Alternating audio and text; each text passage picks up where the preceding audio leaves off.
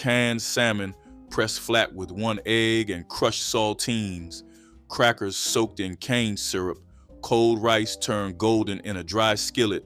Your grandmother never needed an hour to feed herself right. That knowledge is leaving with her. Here are 30 cheap 5-minute breakfasts Black seniors made alone that actually worked. Crackers and cane syrup was the breakfast that required nothing but a tin of Georgia cane syrup and whatever saltines were left in the house, and somehow it held you until noon. Back when a can of Steen's pure cane syrup cost less than a quarter and lasted a household most of the winter, Black grandmothers across Louisiana and the Deep South kept it on the table like a condiment, not just for biscuits, not just for cornbread, but for crackers when there was nothing else and time was short. You stacked them flat, drizzled the syrup in slow circles, and waited. The trick was the wait. 30 seconds too long and they went limp. 30 seconds too short and you were eating dry crackers with sticky fingers. Elders knew exactly when. By feel, by the way, the syrup stopped moving. Nobody wrote that down. You learned it standing next to her. Now she's gone and the tin is still on the shelf, and it just doesn't taste the same when you do it yourself. Salmon croquettes from a single can were the 5-minute miracle that Black grandmothers in post-war kitchens turned into something that smelled like Sunday, even on a Tuesday. After the Great Migration brought families north, canned pink salmon became a pantry anchor. Affordable at roughly 29 cents a can in the 1940s and protein-rich enough to carry a working woman through a long morning, she'd drain it, flake it with a fork, crack in 1 egg, press in a handful of crushed saltines, add black pepper, and have 2 patties sizzling in the cast iron skillet inside 4 minutes. The insider knowledge was the flour pinch, just enough all-purpose to tighten the mixture until, as food writer Tony Tipton Martin documented in Jubilee, it was no longer juicy. Too much and they were dense. Too little and they fell apart. You squeezed the patty in your palm and felt she made it look effortless. Nobody else ever got it right. Bread and warm milk was the breakfast you made when you were tired, when you were living alone for the first time after decades of cooking for everyone else, and you needed something that asked nothing of you. In African American households from the 1930s through the 50s, this was called sick room food, gentle, restorative, kind to a stomach that had given out. Stale bread was torn into a bowl, warm milk poured over until it softened at the edges, a pinch of sugar stirred in if the day called for sweetness, a crack of pepper if it didn't. 3 minutes, 1 small pot. What made it more than food was the intention. This was what a grandmother made when someone needed, tending, and when she got old enough to make it for herself, alone on a cold morning, it tasted like being looked after. That feeling has no recipe.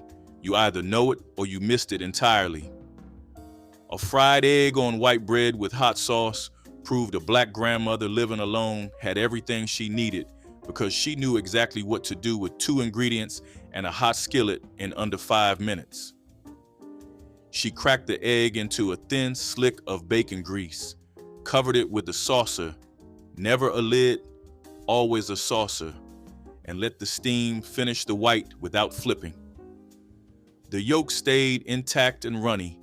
When she slid it onto plain white bread and hit it with 3 shakes of Louisiana hot sauce, she had a complete protein breakfast that held her past noon. The saucer was the secret. Most people flipped the egg and killed the yolk or left it uncovered and the white stayed wet on top. The steam method took 2 minutes flat and was never written down in any kitchen, anywhere. It was passed through watching, not words. Crystal and Louisiana brands were the trusted names. Now she's gone, and someone else lives in that kitchen, and they use a lid. Before she opened a single cabinet, you could smell the stewed prunes in the small pot on the back burner, which meant She'd been up since before sunrise, moving quietly through the kitchen while the house was still dark. Stewed prunes over an open biscuit were the breakfast that told you someone had been up at 5, working, feeding herself with the same care she'd given everyone else for decades. Dried prunes simmered in water with a strip of lemon peel and a spoon of sugar until they swelled fat and the liquid thickened. She started them first, so they were ready by the time the biscuits split. In Depression-era Black households, dried prunes were one of the cheapest fruits available year-round, and elders understood what researchers have confirmed. They stabilized digestion and sustained energy through long mornings when heavier food sat wrong. She didn't call it nutrition, she called it breakfast. The biscuit soaked up the syrup from the bottom, and the prunes sat on top, soft and dark. You ate it with a spoon like something precious. Sardines on saltines with yellow mustard, cracked open at the kitchen table before the rest of the world was awake, was the breakfast that required no cooking and no apology. In the 1940s, a tin of sardines in oil cost 8 cents and held enough protein to carry a working person through half a day. Black households across the South and later the urban North kept them in the pantry the way other families kept cereal, stacked, dependable, ready. The method was non-negotiable. Drain the tin by pressing the lid at an angle so the oil ran off, but the fish stayed moist. Lay each sardine flat on a saltine, press a thin line of yellow mustard across the top. No plate if there was no one to wash it for. No fork if fingers were faster. The oil left on your thumb was wiped on a dish rag. It was the breakfast of someone who had fed other people for 40 years and was finally eating on their own schedule. The tin went in the trash. The day began. Peanut butter on toast with a smear of leftover bacon drippings sounds like an accident, but in Black kitchens from the 1930s through the 60s, it was a calculated decision by women who understood how to build a filling breakfast out of almost nothing. Peanut butter, sold for roughly 10 cents a pound during the Depression and promoted nationwide by the Bureau of Home Economics as a cheap protein source after World War I, became a staple in African American pantries when meat was unaffordable. The dripping tin sat open on the counter, and spreading a thin layer across the peanut butter toast was natural. The salt cut through the sweetness, the fat extended the staying power. The whole thing came together in under 3 minutes. Together they kept you full until afternoon, and fullness was the point on mornings when work started before sunrise and lunch wasn't guaranteed until 2. Nobody planned it the first time.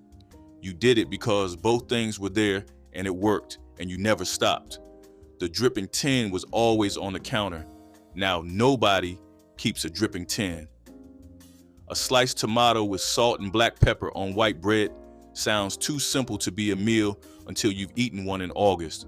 Ripe, heavy with juice, pressed between 2 pieces of bread with nothing but coarse salt and a real grind of pepper. And understood that simple is not the same as small. In Black households across the rural South, garden tomatoes were the summer pantry. They cost nothing to grow, ripened faster than you could eat them alone, and for an elder living by herself, one large tomato was a full breakfast plate. The bread soaked up the juice from the bottom. You ate it over the sink, and the juice still ran down your arm. She knew to salt it first, let it sit 30 seconds to pull the moisture, then press it to the bread. That sequence, salt, wait, press, was the difference between a meal and a wet mess. If you salted it and ate it immediately, you lost. You had to know the wait. She's gone now. The garden is still there. Oatmeal with cane syrup and a spoon of Fatback grease was not the oatmeal you know. Not the instant packet, not the quick cooking kind with the bear on the box, but thick rolled oats, that Black grandmothers across the South put on the stove every morning, which came out dense enough to hold a spoon upright and rich enough to carry a person through hard physical labor. The fatback grease was the alchemy. One spoonful stirred into the finished oatmeal added savory depth that changed the entire character of the bowl. No longer just sweet and starchy, but layered, filling in the way only animal fat fills you. Cane syrup went in after, drizzled in a slow figure 8 across the top, and the two flavors, smoky salt and sweet grass, met in the hot oats and became something neither was alone. Rolled oats were cheap and kept indefinitely. Fatback grease lived in a jar beside the stove in every kitchen she ever cooked in. In 5 minutes together, they became the kind of breakfast that held you until evening. The recipe is gone now. The jar is still on the shelf somewhere. Canned mackerel with hot sauce on crackers was the breakfast the elders who moved north during the Great Migration carried with them like a habit, because in the South, salt mackerel had been a kitchen staple for over a century, and its canned version cost under 30 cents in every corner, grocery from Harlem to the south side of Chicago through the 1960s.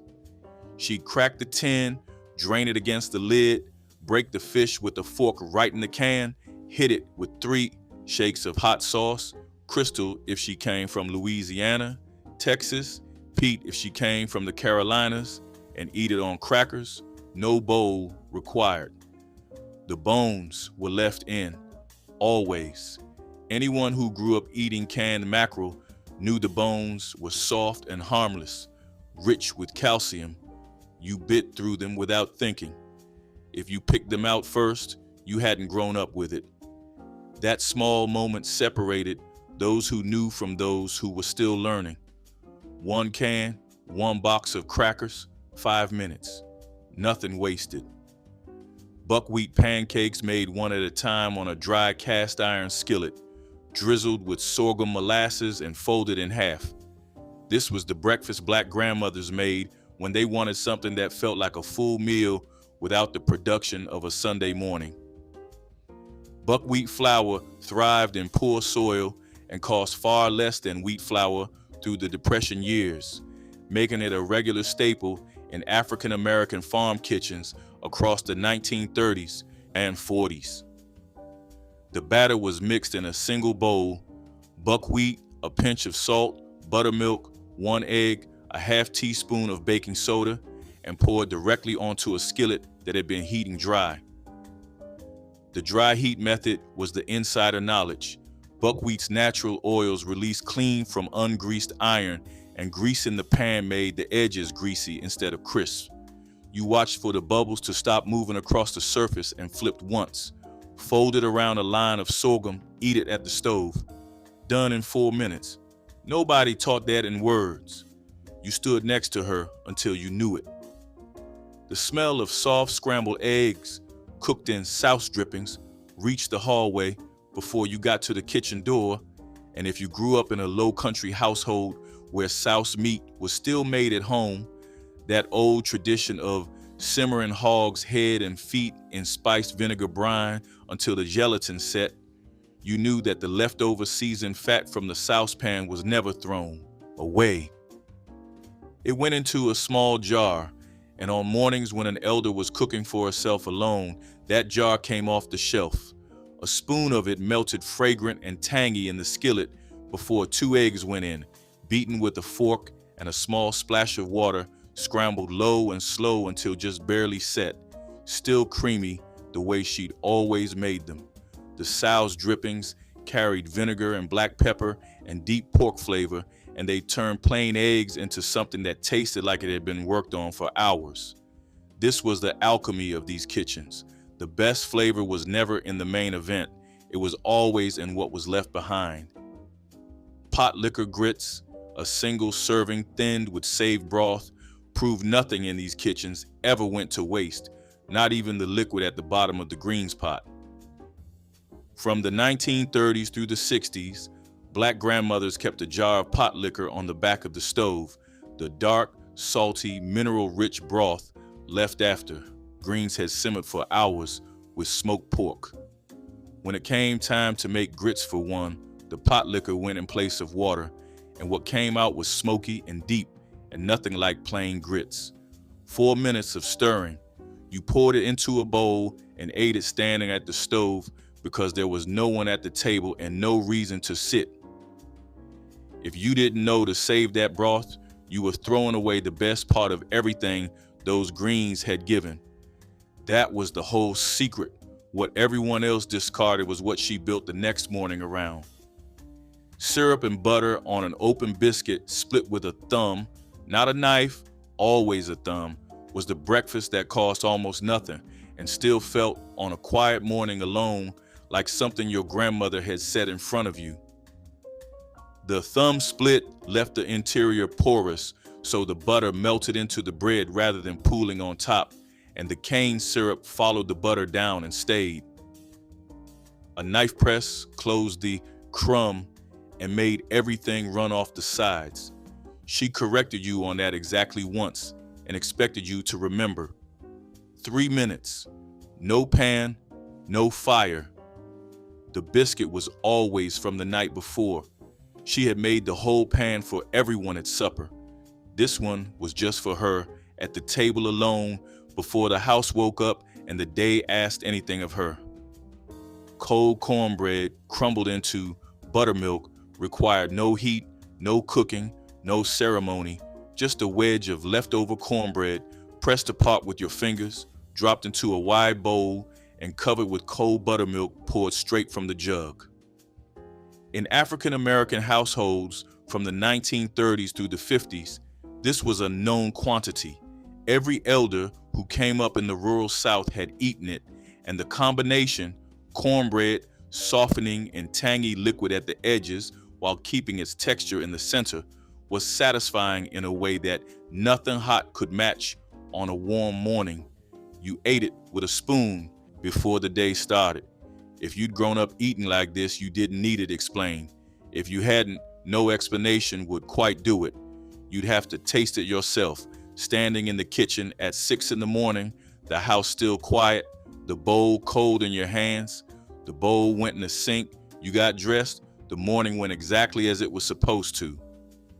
Canned salmon stirred over single-serving grits was what happened when the pantry held a can of pink salmon and a cup of dry grits and nothing else that made sense for morning. And what happened was, without planning, a complete breakfast that held a woman alone through half the day.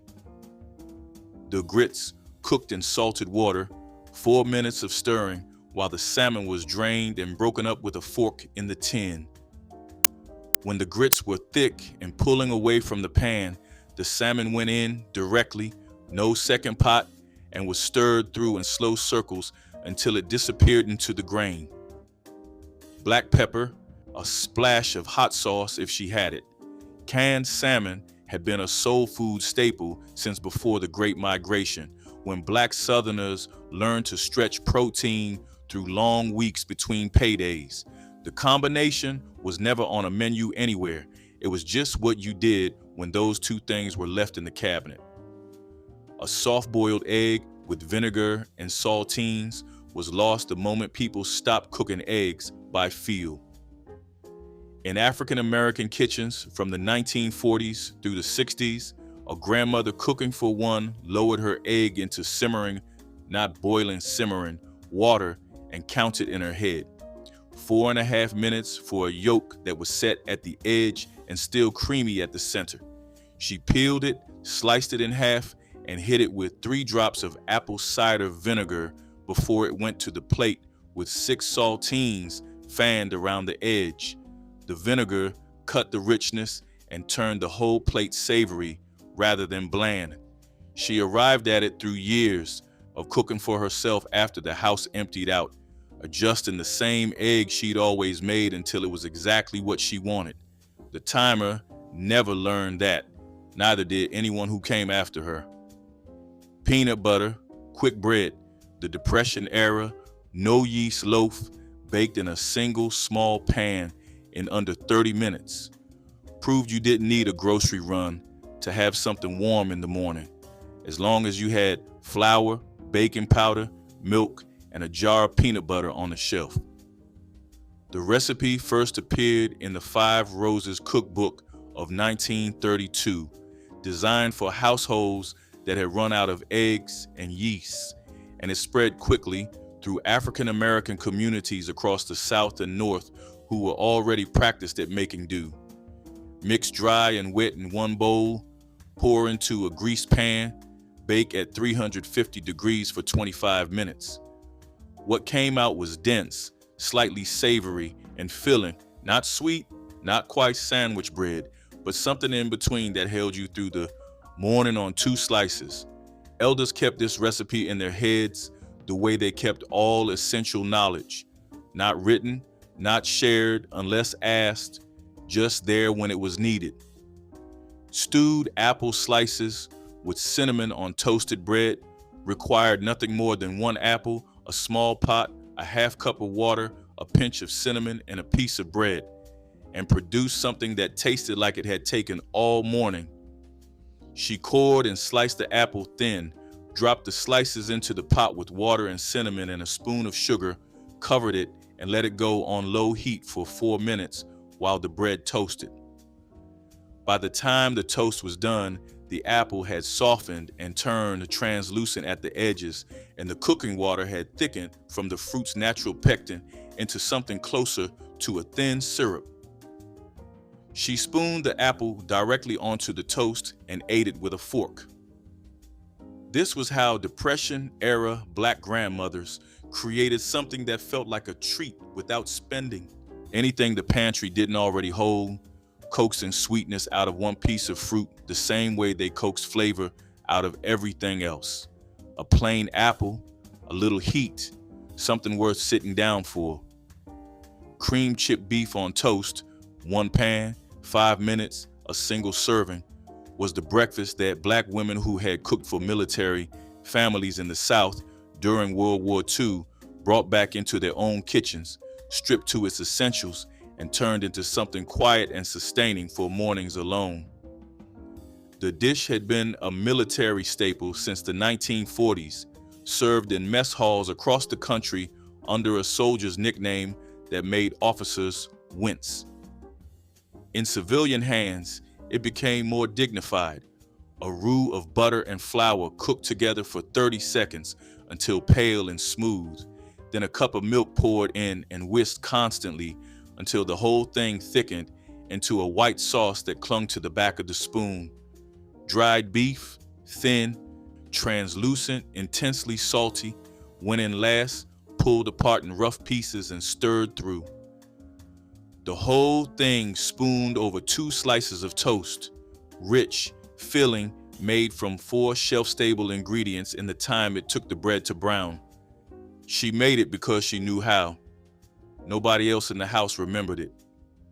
Fried potatoes with onion and leftover grease could turn Tuesday's silence into something that smelled like a full household, because there is no smell in the world quite like sliced raw onion hitting a hot skillet already coated in last night's bacon fat.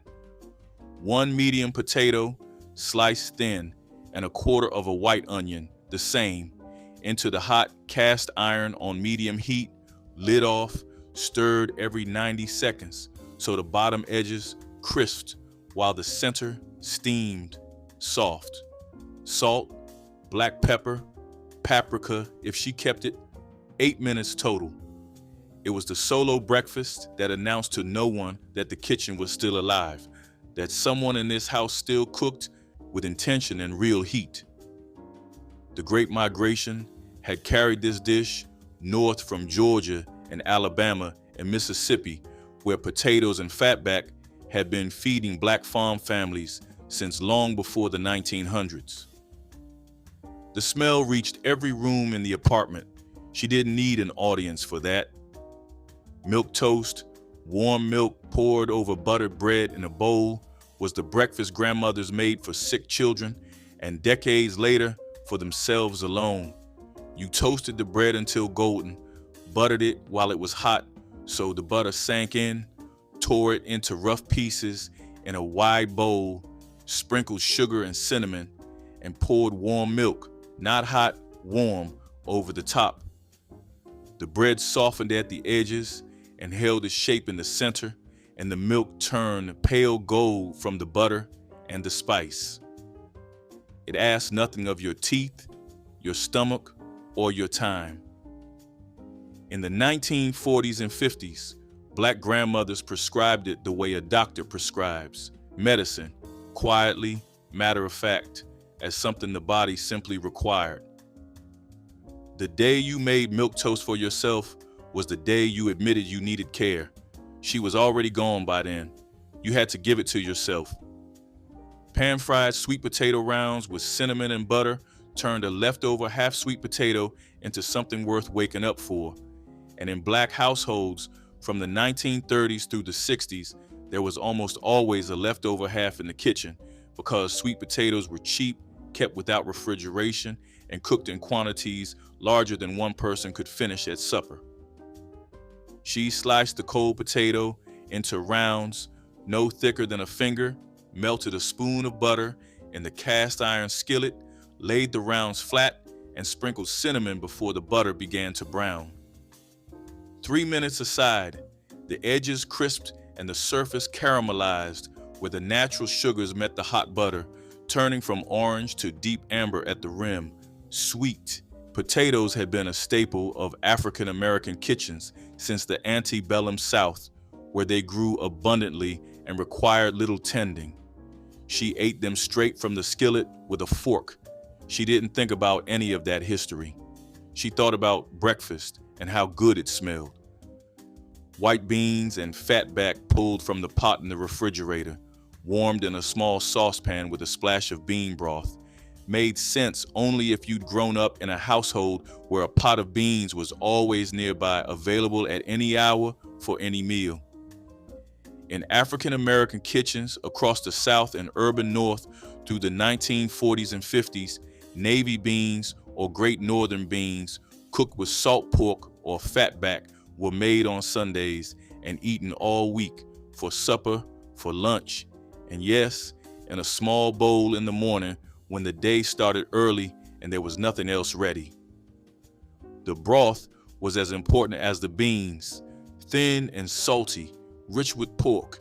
It soaked into whatever bread you set beside it. She warmed a single serving in 3 minutes and ate it at the table with a piece of toast. It proved the pot was the real provider in these kitchens. Not the cook, not the skill, the pot. Crackers and sardines with a squeeze of lemon was the breakfast nobody admitted was a breakfast until they were old enough that nobody's opinion mattered anymore. By the time she was living alone, really alone, the children grown, the Sunday table a photograph now, the kitchen quieter than it had ever been in her adult life, she had stopped pretending her morning meals needed to be anything other than what they were, honest, simple, and hers. A tin of sardines in olive oil, 2 drops of lemon, laid across saltines with a paper towel underneath because there was no one to wash an extra plate for. She ate them slowly and looked out the window. This was the dignity breakfast, the breakfast of someone who had spent 60 years feeding everyone else and had arrived finally at the quiet authority of feeding only herself. Not a lesser meal, a freer one. The sardines were good. The lemon was enough. The morning was her own. 1 egg and bacon grease was the breakfast that told you everything about how she spent her mornings now. 1 egg, 1 skillet, the grease already in the pan, kept it room temperature the way her mother had always kept it, the way she kept it for 50 years without ever thinking to question it. She cracked the egg with 1 hand and watched it spread in the warm fat, the white setting at the edges while the yolk held its shape in the center and trembled slightly the way it always had. 2 minutes, salt and pepper shaken over the top before she slid it onto the plate. She sat in a chair that faced the window. Her chair the one she sat in at this table for 30 years and ate alone. The chair across from her had been empty for 4 years. She didn't move it. She ate her egg and drank her coffee and let the morning be exactly what it was. Cold rice stirred with butter and salt required nothing and asked nothing and gave back more than it had any right to. Left from last night's supper, a small pot now, cooked for one since the household shrank down years ago. It went into the skillet cold with a spoon of butter and a heavy pinch of salt, stirred over low heat until the butter melted through and the bottom layer just barely crisped. 3 minutes, a bowl, a spoon, no additions. In African American households from the 1940s through the 70s, leftover rice transformed by butter and heat was a solution so basic it needed no name. She ate it alone at the table and it was enough.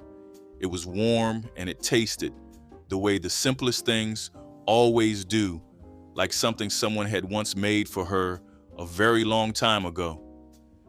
Toast with sorghum syrup and a hard-boiled egg on the side was the breakfast she made on mornings when she deserved something close to a full plate but didn't have the energy for a skillet.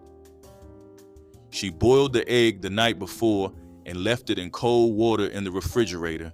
The whole preparation done in advance because she'd learned somewhere in her 70s to plan ahead for the mornings her hands were stiff.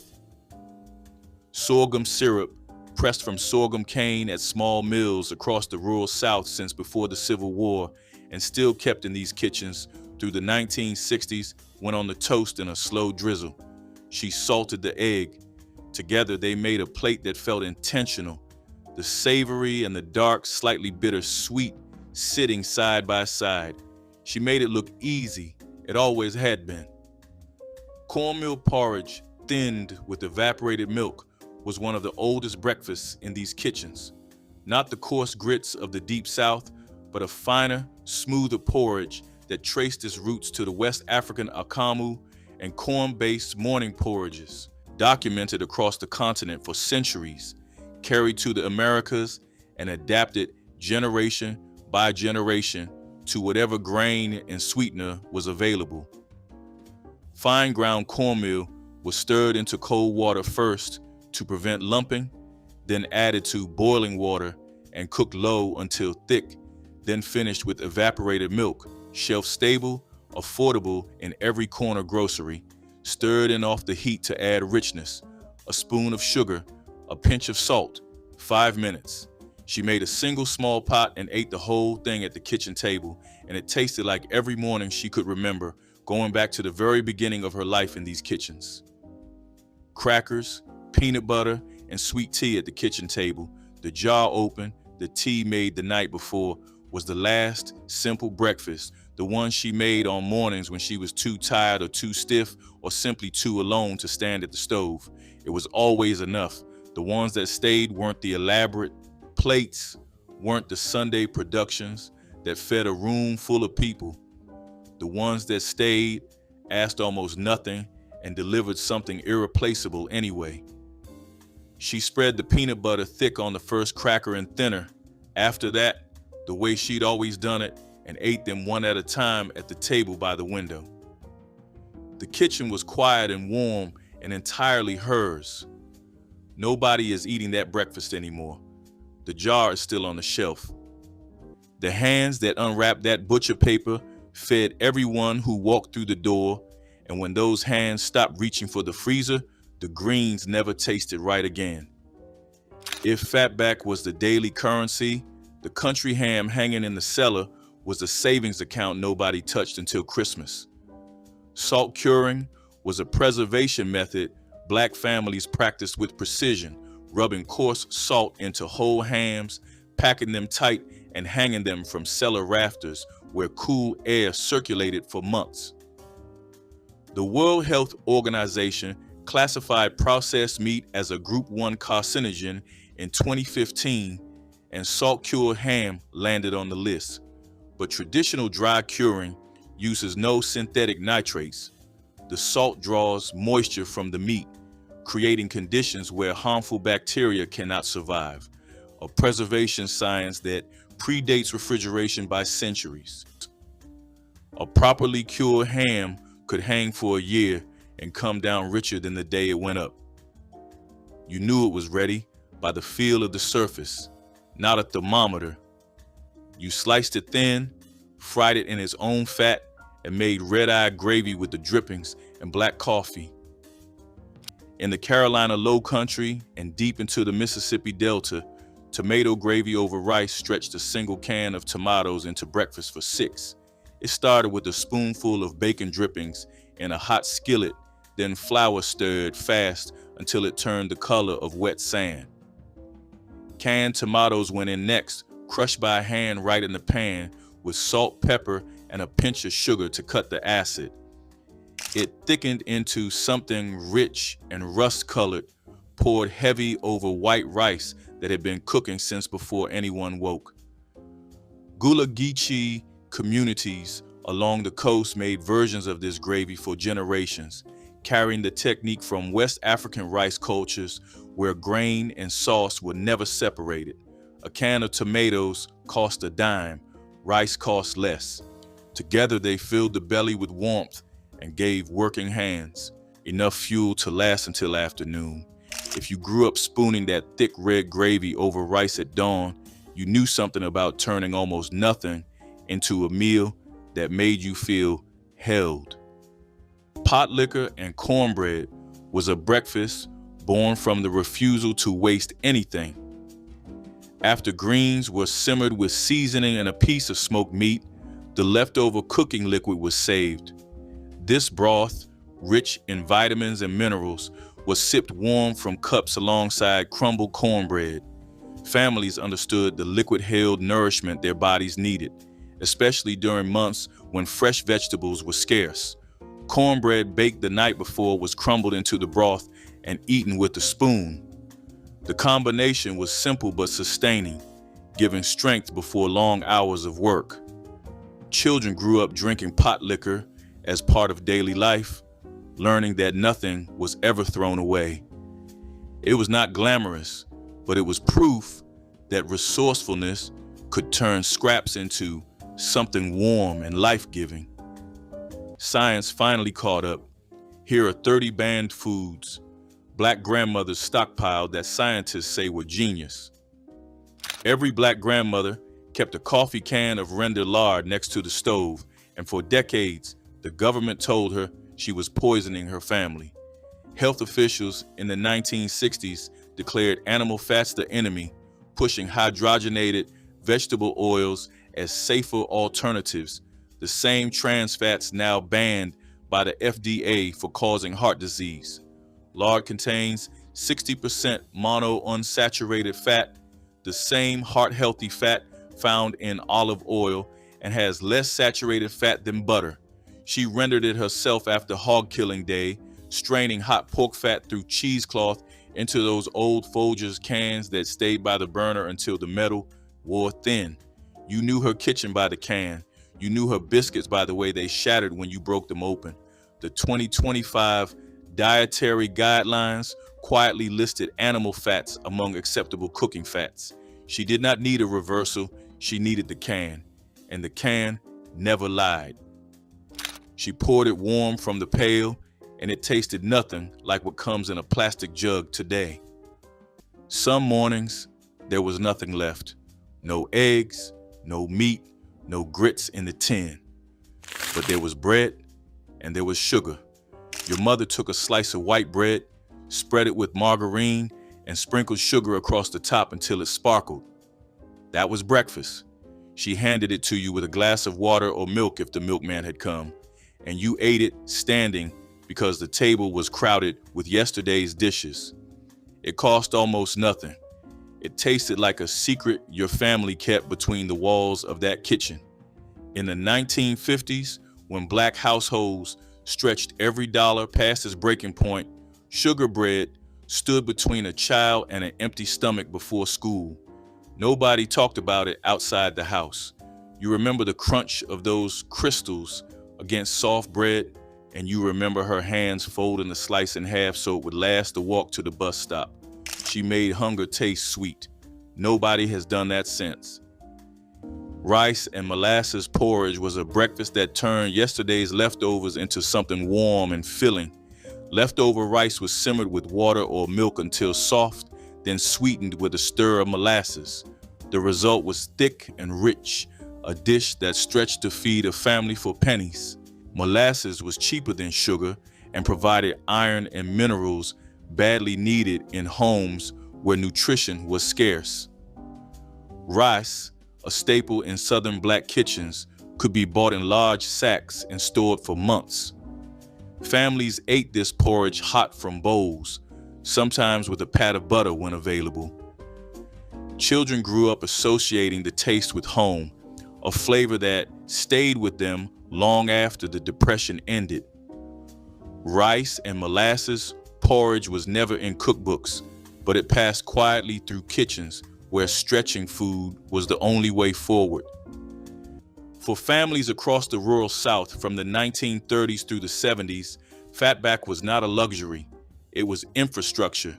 Every pot of greens, every skillet of cornbread, every pot of beans started with a piece dropped in to render. The American Heart Association spent decades warning against saturated fats, and Fatback sat at the top of their list. But it is also rich in vitamin D and oleic acid, the same monounsaturated fat praised in avocados. Salt cured and stored in a cool cellar, it lasted months without refrigeration, essential where electricity was unreliable and grocery stores were miles of dirt road away. She sliced it, thin for seasoning, thick for frying, and never let the supply drop below what February required. Salmon croquettes sizzling in a cast iron skillet was the sound of a Saturday that belonged to your mother. She opened the can of pink salmon the night before, picking out every bone with her fingers while the house slept. By morning, the mixture was ready. Salmon, crumbled saltines, egg, diced onion, and black pepper, shaped into flat patties and laid into hot grease. The edges crisped golden, while the center stayed soft and flaky. Canned salmon cost about 30 cents in the 1950s, making it one of the few affordable proteins that stretched across a whole family. She served them over grits with hot sauce, and the combination of salt, smoke, and creamy corn held you through a full day of school. You never measured when you made them later. You poured until the color looked right, the way she taught you without ever saying a word. But yours never held together the same. Something in how she pressed them went with her when she stopped cooking.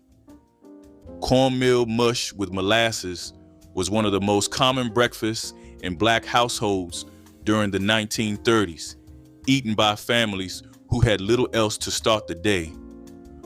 Cornmeal was simmered slowly in water until it thickened into a dense porridge, then served hot with a heavy pour of dark molasses for sweetness. The dish cost almost nothing since cornmeal could be bought in bulk for pennies, and molasses was cheaper than sugar across the South. Children ate it before walking to school, while adults relied on it to fuel long days of labor. Some families added milk when they could afford it, but most ate it plain with just the syrup on top. The texture was thick and heavy, meant to sit in the stomach and keep hunger away for hours. Cornmeal mush with molasses was survival in a bowl, quiet and enduring. Whole raw milk was a staple in rural black households through the 1950s, drawn from family cows or shared between neighbors who kept dairy goats across the deep South. The FDA banned the interstate sale of raw milk in 1987, calling it dangerous, but studies published in the Journal of Allergy and Clinical Immunology found that children raised on raw milk had significantly lower rates of asthma and allergies. The milk contained natural lactase-producing bacteria that aided digestion. The same grandmothers labeled lactose intolerant by doctors had been drinking milk just fine for years. She skimmed the cream for butter, let the rest clabber for baking, and wasted nothing. When the cow was gone, the milk changed, and so did the mornings. It came in tins so heavy a child needed both hands to carry one, and it sat on the shelf like medicine because that is exactly what it was. These kitchens fed generations on almost nothing and asked nothing in return. Remember them